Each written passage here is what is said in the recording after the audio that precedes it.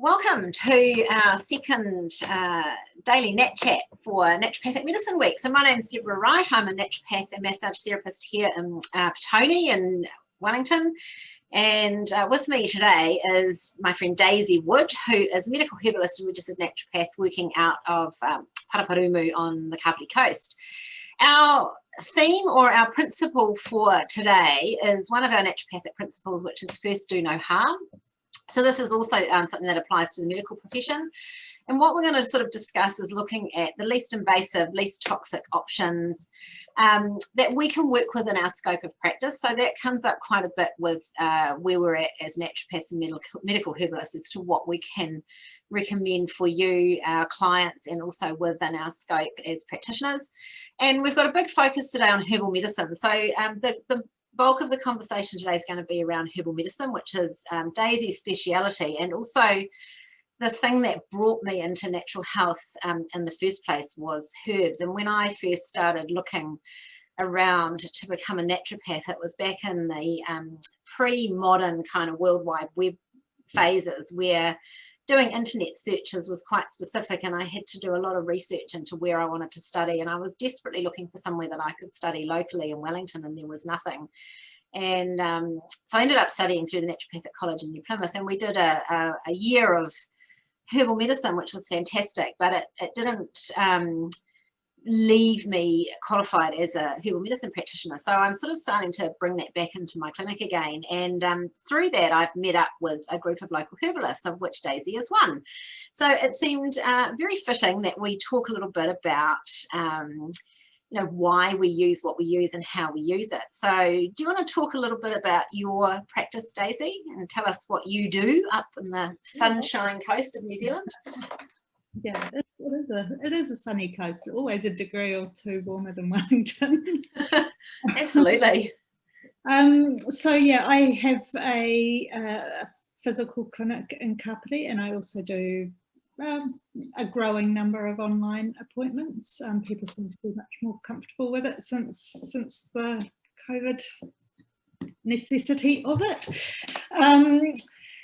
I am predominantly a herbalist, as Deb said, and I really love herbs. I get a real kick out of them. One of my favourite things in the world is creating a formula that's just the perfect formula for the person, and that won't only be about their indications, as in, you know, what I'm actually trying to treat with herbs. It will also be, you know, whether they're tense, dry, sort of uptight vata constitution. Vata is an Ayurvedic term that means dry and sort of airy, or whether they're sort of boggy and stagnant and keeping the weight on and have lots of lymphatic issues. You know, that their body indications will change how I treat whatever it is they've come in. So two people coming in for perimenopause might get completely different herbs. Yeah. Which brings me to my other speciality, which is the 10 years leading up to menopause. Not so much after menopause, although I do treat older women, but most of my clients are in their 40s and early 50s, and you know, things are starting to change in that regard, and they're dealing with lots of life stress, and I'm really, really passionate about demedicalizing the whole thing, because it's on one hand, we're not heard about it, you know, we're just put on antidepressants or whatever, and on the other hand, it's turned into a disease, which it's not. It's a completely natural process, and I guess that's where the first do no harm comes in, because, you know, the medications are pretty hard hitting. Why would we go that far when some simple stuff can actually really help? Yeah, and I think, you know, the menopause discussion, it's almost a whole conversation in itself. With it's the same as the mental health. And, you know, we talked a little bit yesterday about using food as medicine. And I think in menopause, you know, if there's any men watching, you probably don't get it. You're probably at the receiving end of your wife or partner's menopausal responses. they cannot control them. It's like being a tiny little baby or a teenager, and everything's just going haywire. And, you know, those hormones are responsible for so much. And I really, really empathize and sympathize for the women out there who are just screaming out and going, what is going on? My life is changing. And I have a number of clients that go, you know what, I'm fine. I've had a few hot flushes and a few night sweats. And I'm like, well, you know, you're very fortunate, because actually it can be a whole massive little journey. And I agree. I think, you know, herbal medicine just has a place in all of that stuff. And I mean, menopause and any of those kind of internal auto response type conditions where we're trying to find the cure, we're looking at it as a single disease, and actually it's a cluster of things. And that's me being polite language with that. And I absolutely do agree. So what drew you into herbal medicine? I mean, I know I've sort of talked about why I kind of got into herbal medicine. I mean, mine started when I bought a house and got a garden and planted some herbs and found that they had magical properties. I've always loved plants. I remember when I was about 4 or 5, standing on the driveway discussing the dandelion very seriously with my grandmother. Please. And picking rose hips with my mum and making rose hip syrup. So it's something that's always been a little bit in my life. Yeah. It wasn't until my late teens that I really started getting interested, and then I started farting around making, I don't know, I was making cough syrups out of thyme and eucalyptus leaves, just boiling them up. Probably half of it was going up in vapour, but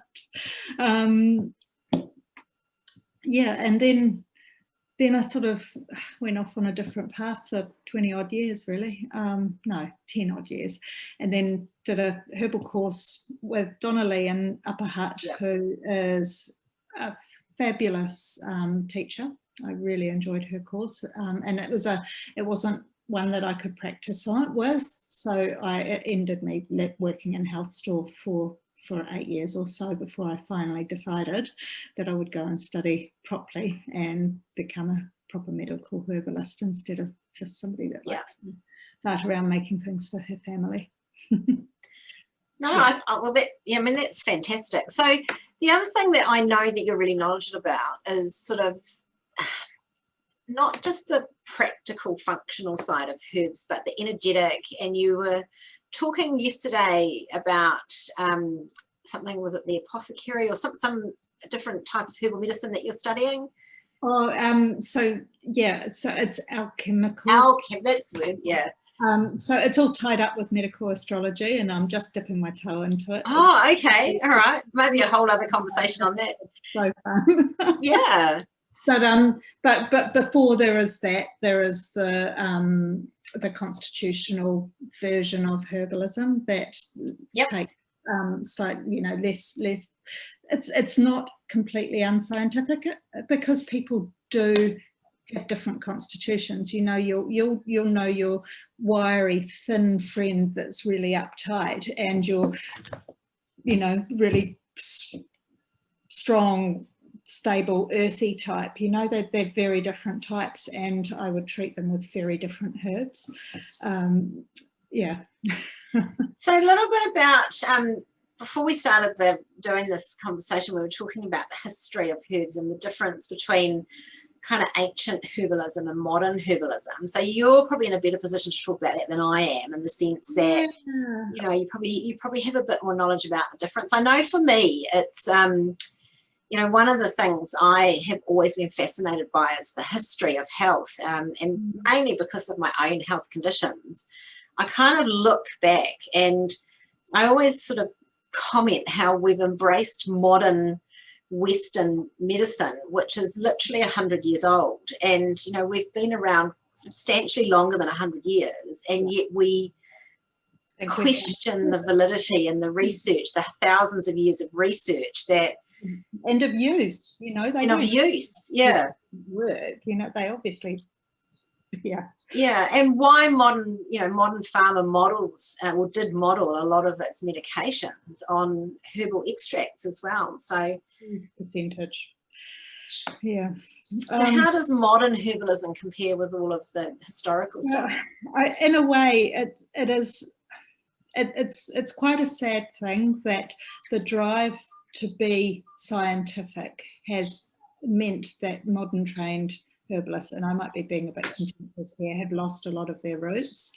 And because I had that traditional training before I studied my degree, I have that extra layer in there, which I'm forever grateful for.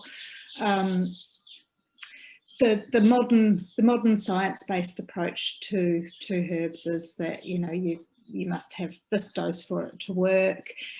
Usually it comes out of a brown bottle that you buy in, and all of the constituents within the herbal medicine have been researched to do this to this health condition, or this to this health condition, and you know, it's research based, much like you know, pharmaceutical medicine itself.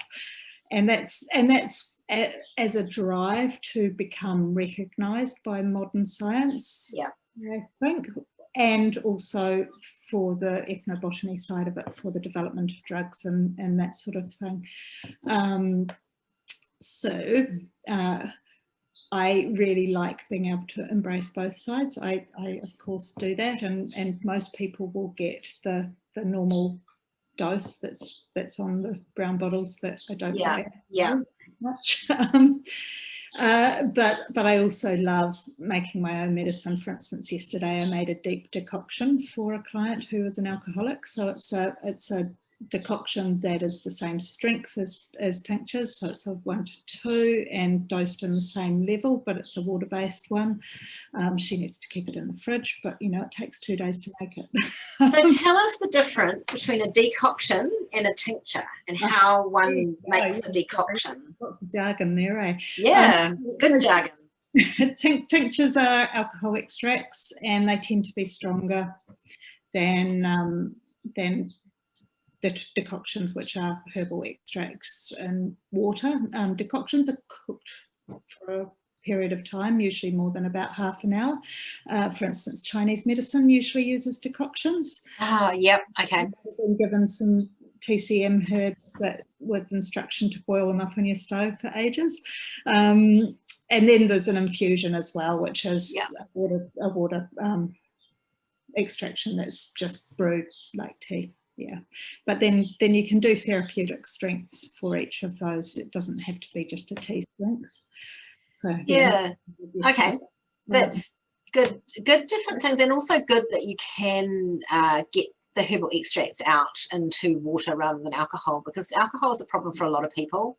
I mean, you would be quite careful with your herbs, because some herbs will extract quite differently into alcohol than they do into water. It's not that you don't get anything out of them, because you will, but it might not be the thing that you're after if you're going into the constituents of the individual parts of the herb. Yeah. No, I get that. So the other thing too with herbs as well, like obviously we can eat them.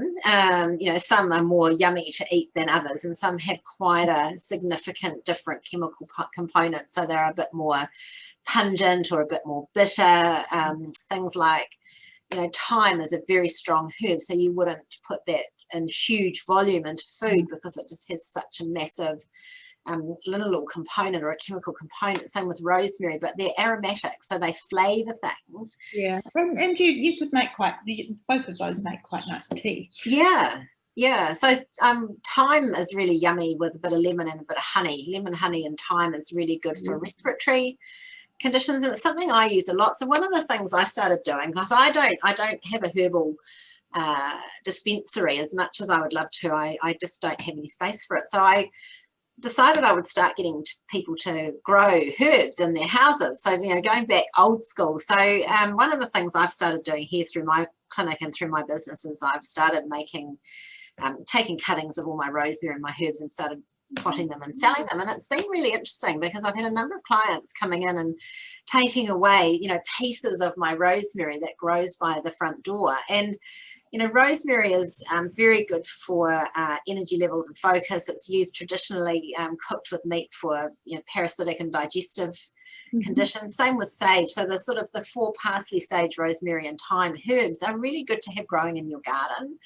I have parsley from time to time. It depends on how strong I'm feeling. If I'm feeling a little bit underwhelmed, the parsley disappears, and when I'm feeling strong and healthy again, the parsley comes back. So it's really funny. My parsley's back this year. I must be feeling better. Yeah. So that's a bit of woo-woo out there.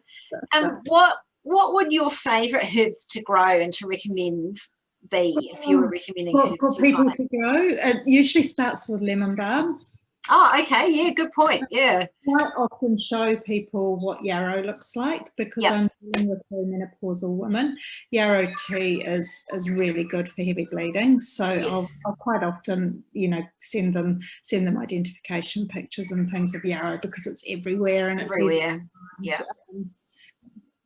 It depends on the person whether they take that up. A lot wouldn't. They would much prefer me just give it to them in a tea. Well, that's that whole concept of wild foraging, isn't it? It's about eating the dandelions out of your garden, eating the weeds out of your garden, and it's going to come up a lot in our conversations this week, actually, because the number of people I see, I tell them to go out and eat the dandelions in their garden, and they just look at me in horror. And when I tell them to go and pick the yarrow off the side of the road that's growing in Whiteman's Valley, they're like, what on earth? Oh, it's going to be covered in car fumes and horse poo. It's like, well, it's a pretty healthy plant, so it's actually growing quite well. I'm not sure if you pick things from roadside, but maybe quiet roadside, maybe.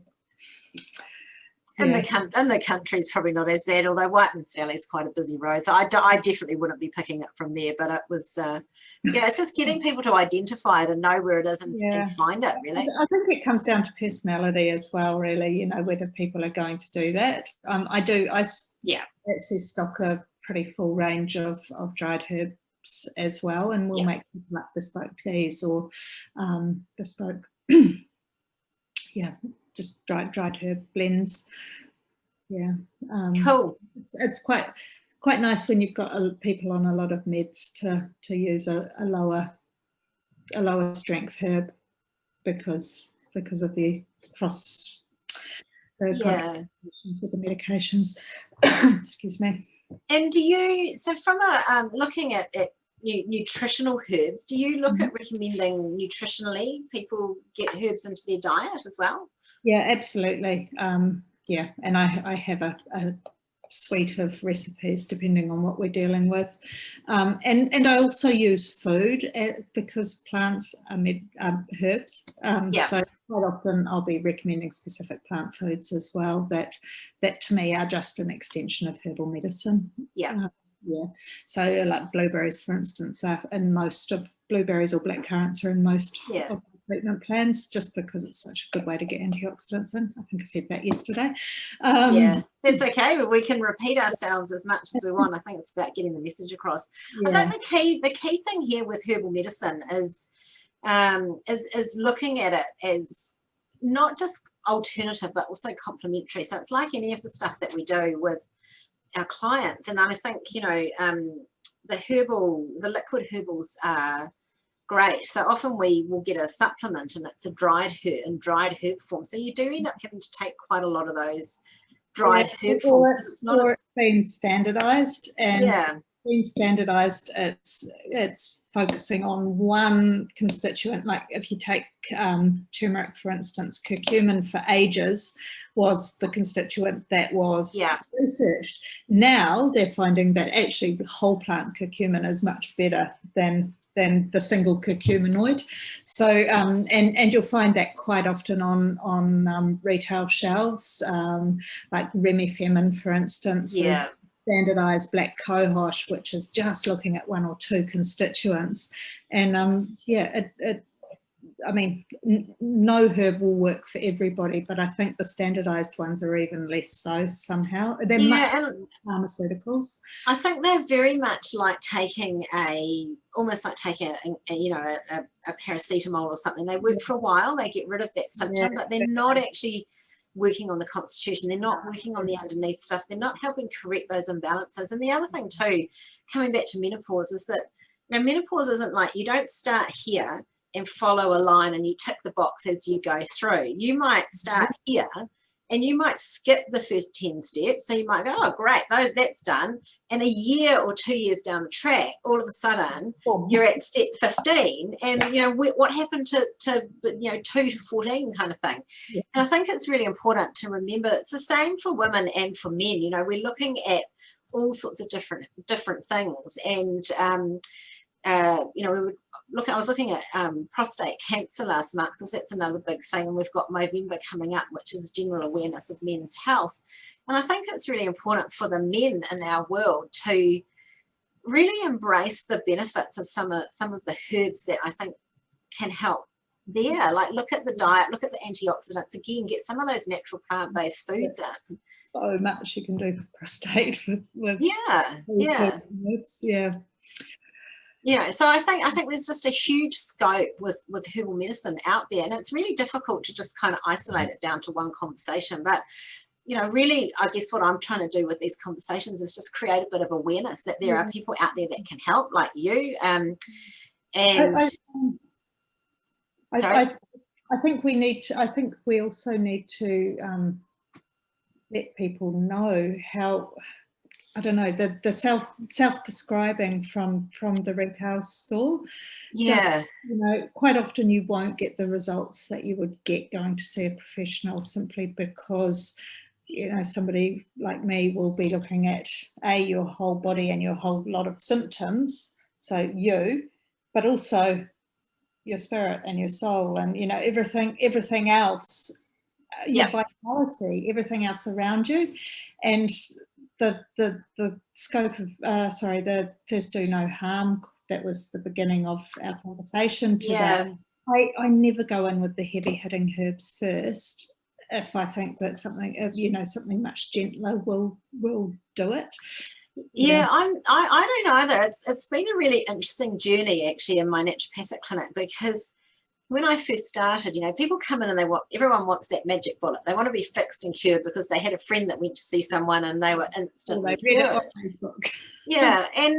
And I felt really challenged by that. And I thought, gosh, I don't know what that is. I don't know how to get there. But what I've learned over time is I think a lot of people as naturopaths that we see are already have done the rounds of different practitioners and medical professionals, and they're kind of at the end of it, and they're like really skeptical, and they're like, what can I do?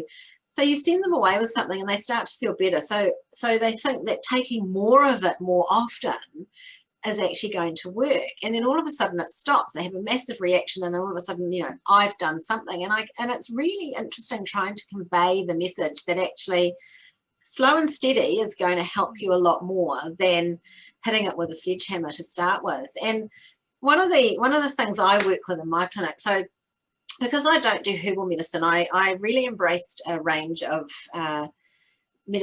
remedies called homeobotanicals, which are a cross between a herbal and a homeopathic. And what we do with those is we drop dose them. So it's, a certain amount of drops, and it's doesn't necessarily, one drop a day can have a significant and profound effect on someone.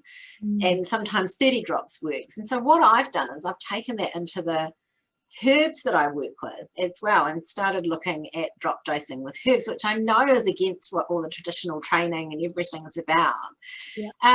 What are your thoughts on the drop dosing side of it? Depends on the person. Absolutely. If I have somebody that's really low vitality or has reacted to everything in their lead up to coming to me, then I will be starting them on 1 ml, which is 20 drops. And seeing how they go. And I haven't actually gotten into official drop dosing type, the 1 drop thing. I haven't with herbs, I have to say. It's mainly the homeobotanicals, but I do have, there's a couple of herbal sort of mixtures that I work with that I've tried. So, it's interesting to see that it can in fact have a profound effect, in a slightly different way to the traditional dosing of herbal medicine. I think it's working much less on a physical level. Again, it's usually in the really energy or really immune compromised people I've tended to use it with as well. Where we're working with immune stuff, it seems to have a really Yes. profound effect there. Yeah, It seems to work really well. Yeah, I know that a lot of the work, it's not very relevant to New Zealand, but a lot of the work that American herbalists are doing with Lyme disease, so tick-borne disease, Yeah. dosing, and it is working really well because these people can't do anything without No. massively. So the drop doses is just enough to start. Yeah, I think, and that's an interesting disease as well. It's really not something we see in New Zealand, is it? Our ticks don't bear it, so it's only if somebody's got it overseas. They have it in Australia, though, I think, don't they? Yeah, I think that's arguable, but I think it's still not believed by the medical fraternity, but naturopaths are starting to see it, and I think, is it Ross River fever? Ross River, yeah, that comes up quite a lot. I think that's a mosquito-borne illness. Yeah. So I think, I guess too, this is a slight diversion, but if people are coming back from overseas and they're kind of not well, I know a friend of mine went to Samoa a couple of years ago to do a cycle tour, and he came back and he wasn't very well, and he started losing a heap of weight and he couldn't work it out, and he went through all this testing, and he's a big guy, and he just got skinnier and skinnier and skinnier. And he had all these scans, and they tested for parasites, and they'd done all this, and they finally, and I can't remember what it was, but they finally found some kind of hookworm type thing that had embedded itself. And it wasn't actually visible on scans, it wasn't visible on anything, and it wasn't until he actually had some specific blood tests done, and it's just not something in New Zealand, like, 1 in like 1,000 people pick up this thing and bring it back with them. So, common, but not super common. So, it's really important that if you think you've got something going on, persist in actually getting it looked at or addressed, go and talk to someone who's prepared to listen, which is, I guess, what we're here to do. I'll write a letter in those types of cases, and put my feelings across to the GP to try and get some medical tests done. Yeah, and some will and some won't. I'm always asking my clients, is their GP open to referring for further testing, because I think it's really important in cases. And there is a webinar coming up on Thursday, I think, about testing, and a conversation that we're having around the different tests that naturopaths can do. So maybe tune in for that. All righty, I think that's a really good chat. Anything else that you want to mention about herbal medicine or what you do? Probably not. Probably not. I mean, I could go on forever, but Yeah. Well, it's not. I'd love to go on about specific herbs and all their actions and activities, but it's just extensive. So, I think it was a good overview. I think so. Thanks, Daisy. I really appreciate that. So for our people watching, this is day 2. We're going every day till Friday. So at the end of this video, there's information about Daisy and about myself. If you're wanting to find out more about what we do, there's some links to websites, to our NMHNZ website, and also to the Naturopathic Medicine Week website, all on at the end of the video. And this they're all available through the NMHNZ YouTube channel. They'll be on Facebook, and hopefully some of our practitioners will be sharing them with their own particular audiences. So Daisy, thanks very much for yesterday and for today. I really, really appreciate it. And I will catch you later. So just hang on a few seconds. I'm just going to find the little mouse and hit the stop button.